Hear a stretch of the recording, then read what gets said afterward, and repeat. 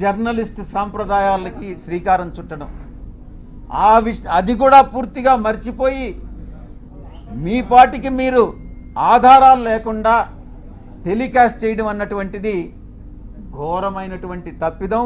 తప్పకుండా మీరు ఎలా క్షమాపణలు మీ చేత చెప్పించాలో నాకు తెలుసు, నేను చేయిస్తాను కూడా. సమాజం ఒక బాధ్యత, నా గురించి మీ అందరికీ కూడా తెలుసు. నన్ను నేను చెప్పుకోవడం కాదు, చాలామంది మా పార్టీలో ఉండే వాళ్ళు కూడా నా పైన ఆరోపణలు చేశారు, తెలుగుదేశం వాళ్ళతో కుమ్మక్కై. నేను అవన్నీ బాధపడలేదు, నేను అవన్నీ కూడా లెక్క చేయట్లేదు. ఇదంతా కూడా ఈ కుట్రలన్నిటికీ కూడా అందరూ చాలామంది కలిసి కుట్ర చేసి, కానీ నా వ్యక్తిత్వం ఏందనేటటువంటిది నాకు తెలుసు. చాలా కింద స్థాయి నుంచి ఒక 8 ఎకరాలు ఉన్నటువంటి ఆ భూస్వామిగా మా తండ్రి గారికి 2 కొడుకులు.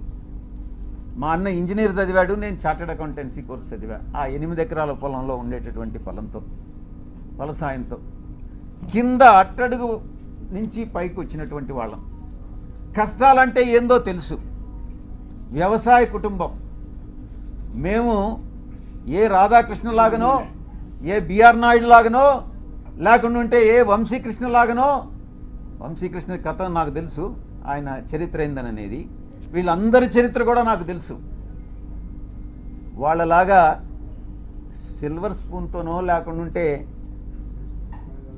ఆ బ్లాక్మెయిల్ చేసి డబ్బులు సంపాదించేటటువంటి మనిషి కాదు సాయిరెడ్డి అనేటటువంటి వ్యక్తి. ఆ దేవదేవులైనటువంటి ఆ వెంకటేశ్వర స్వామి సాక్షిగా చెప్తా ఉన్నా, సాయిరెడ్డి తప్పు చెయ్యడు అంటే తప్పు చెయ్యడు.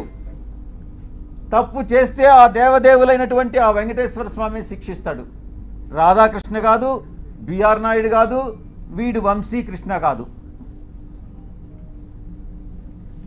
నేను ఒక్కటే చెప్తా ఉన్నా,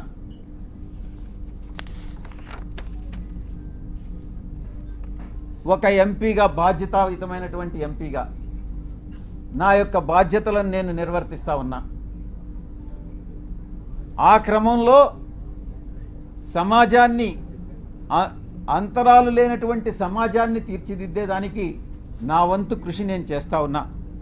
బరి తెగించి హద్దులు మీరి ఇష్టానుసారంగా ఆధారాలు లేకుండా నిరాధారమైనటువంటి ఆరోపణలు ఒక ఆదివాసీ స్త్రీతో సంబంధం ఉన్నట్టుగా మీరు చెప్పి, ఈరోజు అదే ఆధారాలు మీరు ఎవరెవరికి సబ్మిట్ చేయాల్సి ఉంటుంది అన్నటువంటి విషయాన్ని నేను రాబోయేటటువంటి నా యొక్క ప్రెస్ కాన్ఫరెన్స్లో నేను ఎక్స్ప్లెయిన్ చేస్తాను. ఈ కుట్ర కుతంత్రాల వెనక ఎవరున్నారు అనే విషయాన్ని నేను ప్రశ్నిస్తా ఉన్నా. నాకు వ్యతిరేకంగా అనైతికంగా ప్రవర్తించినటువంటి వాడు వంశీకృష్ణ, 2 రాధాకృష్ణ,